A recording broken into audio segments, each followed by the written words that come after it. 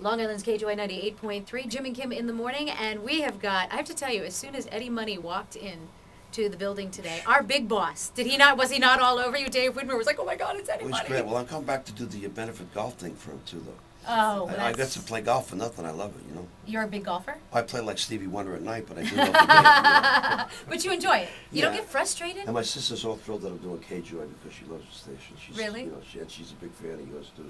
So she lives here on Long Island? Yes, she does. And where are you living now? Actually, I'm living in my sister's basement. Are you? Did she And leave it's with the nice freezing. paneling And up? it's freezing down there. Yeah, the paneling's great if you're into the 1967. Well, you know what? We're actually getting back to that time because you've got a play based on your life story. Yes. It's called Two Tickets to Paradise, of course, the musical. It's coming to the Dix Hills Performing Arts Center. Tomorrow night is when it starts. Is Yes. it weird to have someone write your life story? Well, I wrote it myself too. You know, I wrote the entire play, and it takes place in the late '60s with the war in Vietnam and President Nixon. And I thought that was a very interesting period in American history. So I had to get rid of my first wife and dump everything back 10 years. But it's really great. It's kind of like what they call license. What do they call it, John? Creative license. Creative licensing. But it's a true story. When I left Long Island and quit the police department, went out to California, started making a lot of money. Bill Graham was my concert boy. He was my manager, and Columbia Records was the big red machine back in those days. And it's an interesting story. When I went to see Jersey Boys, I met Frankie Valli. We did a TV show together in Los Angeles. He's a sweetheart of a guy. And I realized that he lost his daughter to a drug overdose. And I was looking at Jersey Boys. And it reminded me so much the camaraderie between me and my original band, the Grapes of Wrath, from Island Trees High School. So I decided, and I survived the drug overdose. It was called phenytoin, which was a bathtub barbiturate. People say, how did you OD? I said, hey, it was free. You're a rock star. But yeah, so I had a tough year, and we wrote the No Control album, and we decided to put the play out about me and meeting my wife and my brother coming back from Vietnam, and it's we have songs in it like Time Has Come Today by the Chambers Brothers and White Rabbit by Jefferson Airplane, and just, you know, everything you listen to, it'll bring you back to like 1968. Was it weird revisiting all of that? Was it kind of fun, nostalgic? Oh, What was it really, like? it's such a fun play, and John Blunt's doing a great job directing it. And Five Towns College is just it's really a neat little place too. It reminds me so much of my high school.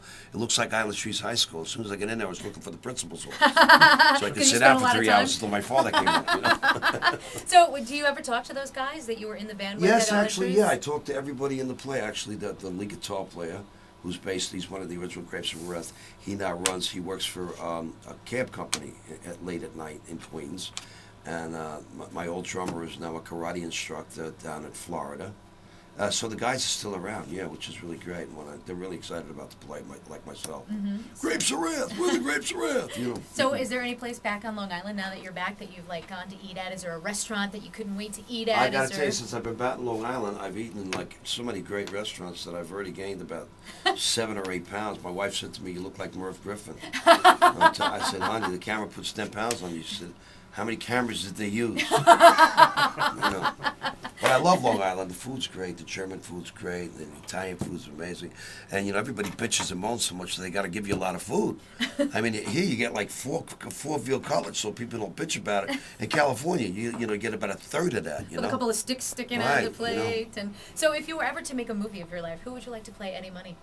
Is there anybody that you could think of that could handle it? I would probably have to say my son. My son he looks a lot like me, and he's a guitar player. He was going to Berklee School of Music, but he's not really a fan. He's into Incubus, and everybody sounds like all the guitar players that have a pick glued onto an egg beater. But you know, my kids are very talented. There's just, you know, I'm just dad, you know, and they all think they're going to make it in the business because none of them think I'm really that good. Well, if Dad made it, why can't we make it? You know. Is there anything you left out of the play that perhaps? No, I tell you, it's an interesting play, and you know, I do love my wife. You know, I wish she was a fan. But and you know, it's a credit to my love to my parents, to all my friends, to Long Island in general. This is like a, you know, Billy Joel's not the only one from Long Island, and you know, it's like it's just. I think it's a very interesting play. It's something really tragic happened to me. I mean, I used to have to use. I killed the sciatic nerve in my left leg and blew out my kidneys. I actually had to use a walker to get from my bedroom to my music room to write my double platinum album, No Control. I had 26 songs in the top 100. Isn't that amazing? I should have saved the money, huh? Like, who knew, you know? Hindsight, that's what it is, 2020. But you can go join Eddie Money on a play based on his life story. It's called Two Tickets to Paradise, the musical at the Dix Hills Performing Arts Center. It's happening, it starts actually tomorrow. And Tomorrow night, it's going to be, I'm very, very excited.